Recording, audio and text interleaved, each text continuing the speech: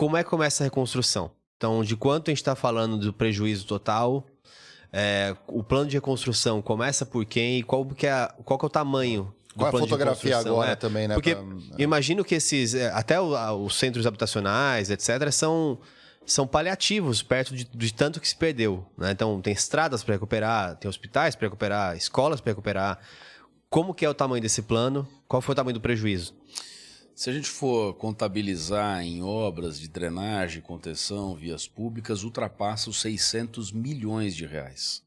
Somados aos 210 milhões de prejuízo anotado pelo SEBRAE dos pequenos microempreendedores, e nós temos ainda, acabei não respondendo a pergunta de vocês, quando o governo federal e o governo estadual entram com linhas de financiamento para o setor privado, ou seja, o Fungetur do Ministério do Turismo, mais os recursos do Banco Desenvolve São Paulo para apoiar, dar suporte, a gente começa a entender o problema, o problema que o município tem de atividade econômica que para, mas também o problema que o empresário local tem.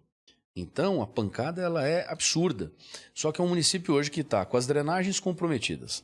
São, como eu falei, mais de 35 quilômetros em linha, definido pelo Exército Brasileiro, com quase 700 cicatrizes nos morros. Ou seja, escorregamento. Entre Juqueí e Vila Saí, Barra do Saí, nós temos 1,5 km de escorregamento. Acho que é bom só enquanto você vai falando, desculpa interromper, procurem aí para colocar na tela uma dessas fissuras aí, a gente deve ter imagens com certeza, se alguém conseguir ajudar aqui o Lucas a encontrar, porque eu, de fato eu vi, né? Eu estava no final de semana, então talvez é importante para o pessoal ter a dimensão de o que é isso, como que estão as valas ali de onde tá ali em Toque Grande onde estava, logo em frente à cachoeira ali, passou um arrastão ali, que assim, o que eles me comentaram na região barreira, né? É que eles deram sorte que chegou num ponto que acumulou tanto carro entulho que isso salvou ali algumas casas. Então, basicamente porque tinha muito carro entulho e estava conseguindo desviar ali a rota da cachoeira ou do fluxo fluvial que estava muito elevado. Desculpa, enquanto eles vão colocando ali, eles vão pôr na tela daqui a pouquinho. Mas foi isso mesmo. Mas pode voltar. O Toque Grande, quando você olha a cachoeira, era uma cachoeira que da pista ou do mar, você não conseguia enxergar, ela era todinha coberta, né, pela vegetação, pelas árvores. Hoje tem mais de 40 metros de rasgo, uma cicatriz gigante. Nós tivemos a oportunidade de fazer um sobrevoo na cachoeira e lá em cima tem 2 escorregamentos, que são essas cicatrizes, que segundo os geólogos provocou o quê? A queda do material, o acúmulo na borda da cachoeira, aquilo foi crescendo, e aí quando dá o estouro é que desce arrebentando o toque-toque, ou seja, aquela sujeira, aquele resto de mata, os carros, os postes de energia, nós encontramos postes de 6, 7 metros de altura a 300 metros de distância, foram arrancados. Então nós estamos falando do solo que se liquefez. Nós estamos falando de um efeito geológico, hidrológico assustador, nunca foi visto isso no Brasil. Então, quando você começa a olhar a espinha dorsal desses morros que contornam o bairro de Juqueí, Barra do Saí, Baleia Verde, Camburi, né, é impressionante como houve o derretimento dessas encostas. E aí o que nós temos hoje? Um processo de limpeza caríssimo. Nós temos um processo de manutenção das vias públicas caríssimo, porque não são 2, 3 máquinas, são 200, 300 máquinas em operação. Um processo de retirada de lixo que é surreal. As pessoas tentaram e ainda tentam salvar a mesa, o colchão, só que aquilo pegou umidade e vai apodrecendo com o tempo. Então, a quantidade de lixo que está sendo gerado, a quantidade de árvores, de veículos, a gente vai limpando rua, começa a achar moto. 1 moto, 2 motos, acha bicicleta. A quantidade de coisa que você encontra é assustadora. Para você ter uma ideia do impacto econômico, até os pescadores artesanais foram duramente atingidos. Foi tanta árvore que correu morro abaixo, foi parar no mar, que os pescadores os artesanais passando as redes ou nos cercos, os galhos rompem a malha. Caramba. E aí é assustador. E nós tivemos ali um outro efeito. Por mais de 30 dias o mar ficou com muita lama, muita terra. E a vida foge. Ela não fica mais ali. Então, o prejuízo econômico do pescador, o prejuízo econômico do barqueiro, do dono do hotel e do município são assustadores.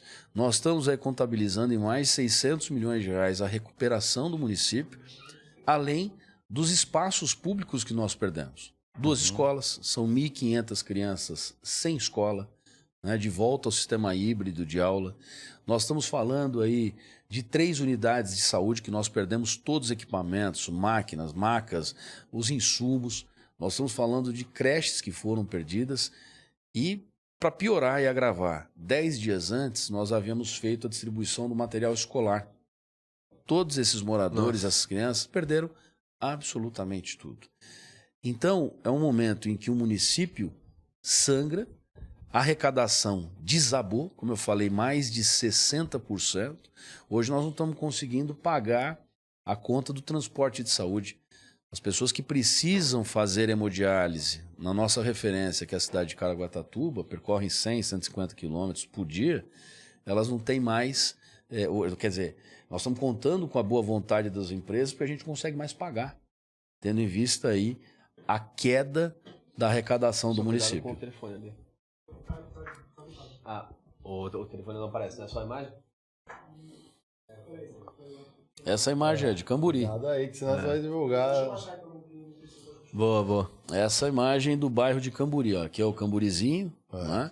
Do lado de lá o Camburi, o rio, que tempos em tempos ele escolhe o lado da praia, mas você já começa a ver, sumiu. Ele vai botar. Todas as cicatrizes. Ele vai baixar e vai mostrar de novo. Só pra não compartilhar o contato da produtora aqui. Porque senão o pessoal já começa a ligar, viu? Aqui o pessoal é danado, viu? Da prefeitura. Ligar não tem problema, o problema é ligar e cobrar, né?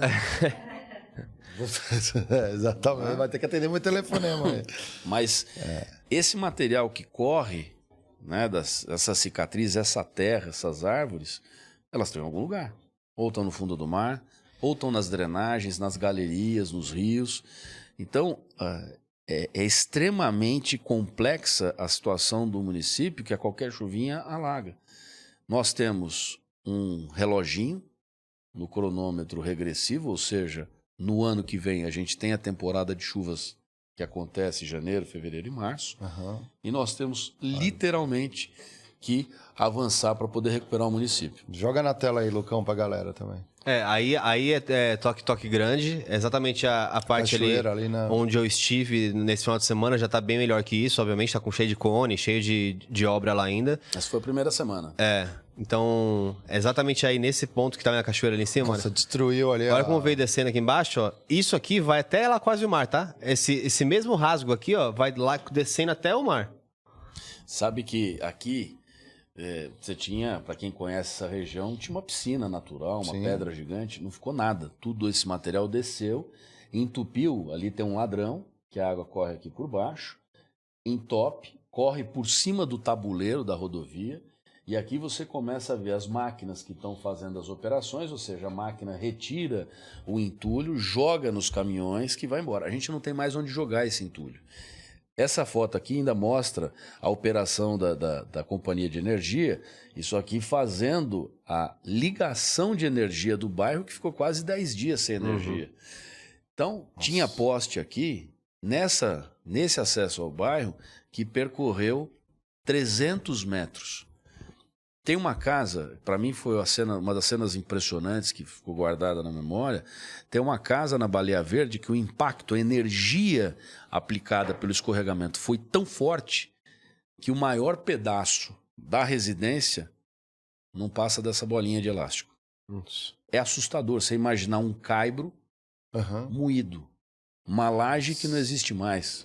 E para você que está ouvindo apenas esse podcast, talvez aí no Spotify ou em outras redes, se você quiser acompanhar as imagens, você pode ir na nossa live completa. A gente está em mais ou menos 1h e pouquinho de live, mas você pode acompanhar. Se não, obviamente, pesquisar aí no Google ou em qualquer buscador aí, você vai encontrar as imagens do que a gente tem discutido, tá? São Sebastião. Esse ainda é o toque-toque grande, então você vê esse rio...